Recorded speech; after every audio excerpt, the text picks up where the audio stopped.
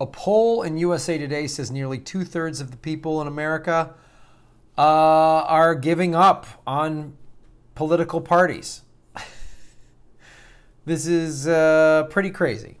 There was Suffolk University in a recent survey. Nearly 2/3 of adult citizens will stay away from the polls during the coming midterm elections, and they say they have given up on their political parties and a system that they say is beyond reform and repair. A majority of these non-voters would like to see third party or multiple parties. How important is that? That's the thing we've been talking about. Now, this is a little crazy because people say, I'm staying away, but I want to see more third parties. Okay. What I hope this translates to is people showing up then in the general in November and voting third party. That's what I'd like to see. But I understand this, and I used to be way more critical of people that didn't show up to vote because I believe they have the power and they just don't want to take it. But the system is so broken. I understand this. I really understand this. And this is what the Huffington Post noted about this poll. The poll surveyed Americans who aren't registered to vote who are registered but say they're unlikely to cast a ballot. Combined, the two groups include more than 100 million adults, the pollsters note. 68% of independent voters and party-registered voters who say they are unlikely to vote this year agreed with the statement. I don't pay much attention to politics because it is so corrupt. It's a marked increase over the 54% of respondents who agreed to this characterization of politics in the 2012 survey. So in 6 years, it's gone up 14 percentage points. That's insane. 63% of respondents in this category agreed or strongly agreed with the statement, I don't pay much attention to politics because nothing ever gets done. It's a bunch of empty promises.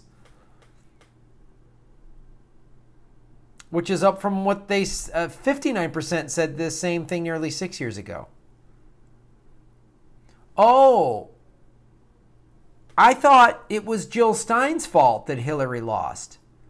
Maybe Hillary and the Democrats just say the same bullshit. And a bunch of people went, yeah, Trump's an asshole, but I can't vote for him and I'm not going to vote for Hillary. I'm going to stay home. It was the lowest turnout for black voters in 20 years. We had a very low turnout. Now you can sit there and chastise the 100 million people that didn't show up to vote, and there's some merit to that. I believe people that stay home, you're not helping. I think you need to get out and vote, find third party, find people. Like this idea that unless my candidate can actually win, I'm not going to vote. I don't understand. You know, I remember voting in 96. I wasn't going to vote for Bob Dole. I had already voted for Clinton in 92, and I didn't trust the Clintons anymore. So I voted for the Libertarian candidate in 96.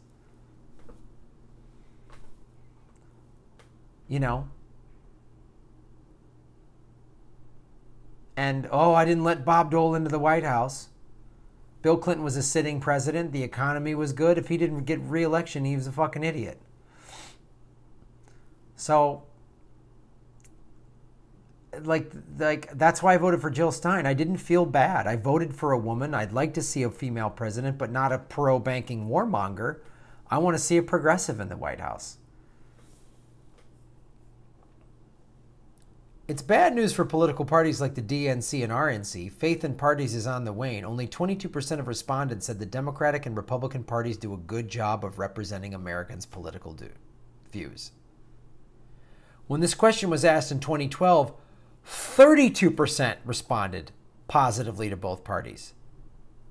32% is shitty. It's 10 points lower than shitty. 57% of respondents also said a third party or multiple political parties is necessary, up from 53%, who said so just before Obama was reelected to his second term. Well, that's encouraging. So that's a way we've got to get more behind third-party candidates so they can get enough traction so they make the national debates, at least on the presidential level. But the presidential debates are controlled by the two parties. Which is why I'm happy to see, like, imagine if we had a debate between a Republican, a Democrat, a Green, a Libertarian, and a Democratic Socialist. Now, the two big parties would actually have to campaign their fucking asses off because these other three parties would be breathing down their necks.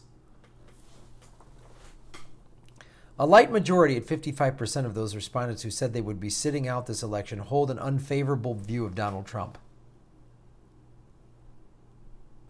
And they're dissatisfied with his record in office. But he'll probably get reelected because the Democrats will just let that happen because they're idiots. Midterm turnout is always lower than presidential election years. Those who vote are also more likely to be educated and more likely to be white. Interesting. Historically, the party in the White House usually loses seats to the opposition party in Congress during the midterms, a pressure valve for dissatisfaction of the ruling administration. NBC News notes, in every midterm election since the Civil War, the president's party has lost, on average, 32 seats in the House and 2 in the Senate. With only 24 seats set net gain in the House and 2 in the Senate, the Democratic Party could flip both houses from red team to the blue in 2018, which makes it an exciting election to watch. Yeah, well, they better be progressives in there. We talk about it a lot on this show. If you're new to the show, pay attention. Vote for progressive candidates. If you think an entrenched corporate Republican or Democrat is going to represent you, you're absolutely wrong. See who they get their money from. If they get big corporate donors, they don't give a shit about you. They don't give a shit about me.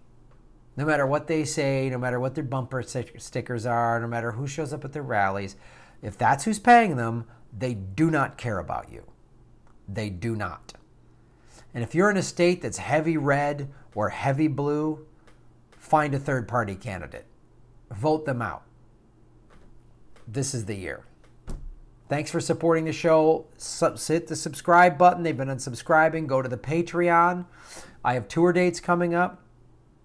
This week, I'm doing a progressive comedy tour with Ron Placone.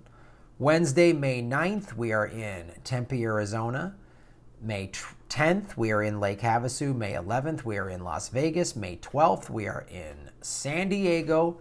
Tour dates are at my website below. I've also just added some new tour dates. June 20th, I'll be in Nashville at the Zanies in Nashville. We're adding a bunch of shows to that tour. And then I will be doing this show, Political Vigilante, live in Seattle, August 9th. Again, all of that is at grahamelwood.com. All my tour dates. Get your tickets now before the shows sell out. Thank you for watching.